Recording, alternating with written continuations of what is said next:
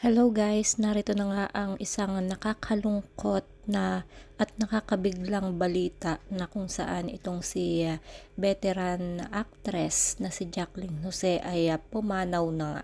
Disclaimer, ang mga larawan o video na mapapanood nyo ay hindi pag-aari ng uploader. Ito ay ginagamit para sa isang impormasyon, credits to the owner.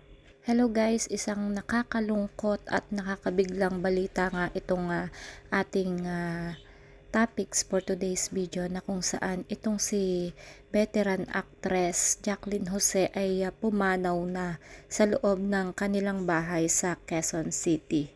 Wala pa ngang inilabas na mga detalye ang pamilya ni Jacqueline hinggil sa tunay na dahilan ng kanyang pagkamatay. Sa kabilang banda guys is naglabas ng official statement ang talent management ng actress na PPL Entertainment ngayong gabi hinggil sa nangyari. It saddened us to inform everyone of the untimely passing of Miss Jacqueline Jose, real name Mary Jane Gak.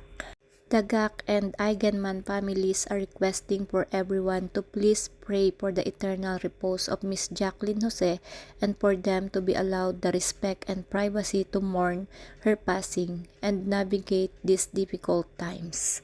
Base nga daw sa mga nakalap na balita mula sa mga taong nakatira sa kaparehong village kung saan naninirahan ang aktres ay sarado at may yellow tape nang nakalagay sa magkabilang dulo ng kalye. Naroon na nga rin ang mga operatiba ng Scene of the Crime Operatives o SOCO sa lugar kung saan natagpuang patay ang veteranang aktres. Ayon nga daw sa kwento ng taga roon, base sa narinig niyang usapan, kahapon pa pala patay si Jacqueline nung nagdatingan na ang mga pulis, nangingitim na siya. Say naman ng isa pang kausap, nagpaalam yung katulong niya na nag-day off kaya mag-isa siyang naiwan sa bahay. Ang hirap pag nag-iisa sa bahay, lalo na kung may edad na. Isa nga sa mga namataan sa crime scene na dumating ay itong si Coco Martin, ang director at producer ng seryeng FPJ's Batang Quiapo, na kung saan kasama si Jacqueline bilang si General Dolores Espinas na namamahala sa kulungan. Namataan nga din dito si Cherry Pie Picachi sa lugar at kausap si Coco at ang iba pang naroon sa bahay. Samantala nga guys, nung ibalita nga daw itong pagkamatay ni Jacqueline kaninang 8:15 ng gabi ay napasabi pa raw yung isang set na nabaril lang sa riot sa Batang Quiapo. And sinagot daw sila ng kanilang kausap at napamura pa na hindi ito promo. Nataon kasing umeere ang eksenang nabaril at nasa hospital si Jacqueline na ipinakitang buhay, pero baka kasi nagkaroon ng komplikasyon kaya natuluyan sa nasabing eksena. Kala nila guys is doon lang sa Batang Quiapo namatay itong si Jacqueline Jose. Hindi nila alam is patay na pala talaga sa totoong buhay.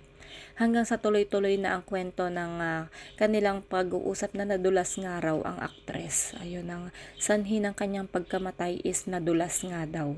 Sa Jacqueline Jose or Mary Jane Santa Ana Gak sa tunay na buhay, nagsimula ang kanyang showbiz career noong unang bahagi ng dekada 80 at mabilis na nakilala sa kanyang talento sa pag-arte. Sa paglipas ng mga taon, lumabas siya sa maraming pelikula at palabas nga sa telebisyon. Ilan nga sa mga nagawa niyang pelikula ay ang Private Show noong 1985, White Slavery 1985, Itanong Mo sa Buwan noong 1988, Machete 2 noong 1994, Sarong Banggi noong 2005, at Maria Rosa noong 2016. Sa telebisyon, lumabas siya sa The Legal Wife noong 2014, Maalaala Mo Kaya at FPJ's Ang Probinsyano. Ang kanyang pagganap sa Maria Rosa na idinirect ni Brillante Mendoza ay nagbigay sa kanya ng Best Actress Awards sa Cannes Films Festival. Si Jacqueline Jose ay ina rin ng aktres na si Andy Eigenman na kasama rin niya sa ilang mga proyekto. Dahil nga dito guys, hindi makapaniwala ang mga kapamilya, kaibigan at taga-suporta ng Cannes Films Festival Best Actress na sumakabilang buhay na nga ito si Jacqueline Jose sa edad na 59 years old.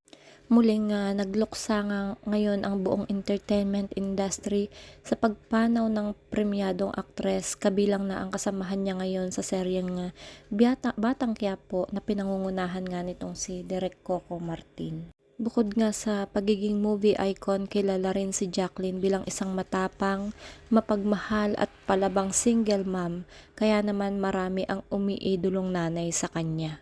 Sa isa niyang IG account, nagbahagi ang aktres at Batang Quiapo star tungkol sa pagiging nanay. Aniya, ginawa niya ang lahat upang mapalaki ng maayos at mabigyan ng magandang buhay ang kanyang mga anak.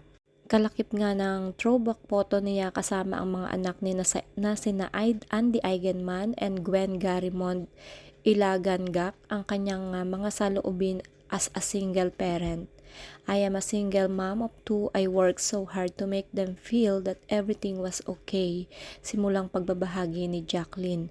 Napuputulan ng ilaw o di makabayad sa rental, but that doesn't mean na ipapasa ko problema ko sa mga anak ko. I haven't gotten a single centavo sa mga anak ko, dugtong pa niya. Pagpapatuloy nga niya, kakayanin ko lahat para sa mga anak ko. I did all my best to raise them. Happy lang, no controlling, para pag time naman nila, gawin nila naman para sa mga anak nila.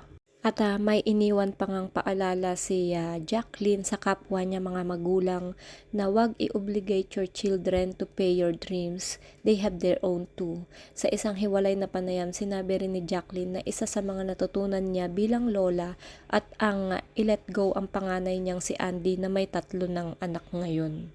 So that's it guys. Ayun na nga ang dahilan ng pagpanaw ng isang Jacqueline Jose ay ang pagkadulas nga nito sa kanyang bahay. And ayon nga dito is isang araw na ang lumipas bago na mataan ang bangkay ng aktres. Condolence sa buong pamilya. Rest in peace, Miss Jacqueline Jose. Ganyan ang buhay po natin lahat. Eka nga, life is short. Diyan naman po tayong lahat uuwi. Eka nga, una-una lang ang buhay natin, may hangganan lang. Swerte lang kung bibigyan pa tayo ni Lord ng bonus sa buhay natin. Eka nga, sabi ng iba, abutin ka lang ng 50 years old, malaking bonus na sa buhay natin yon. Kalahati na ng 100 yon. Napakalaki nga, bonus na nga ni Lord yon at pasasalamat sa Kanya. Condolence po sa buong pamilya and rest in peace, Idol Jacqueline Jose. So that's it guys. Kung hindi pa kayo nakasubscribe sa aking YouTube channel, kindly hit the notification bell para updated kayo sa mga chika nating ilalabas. Then just like and share. Maraming salamat and God bless. Ingat po ang lahat.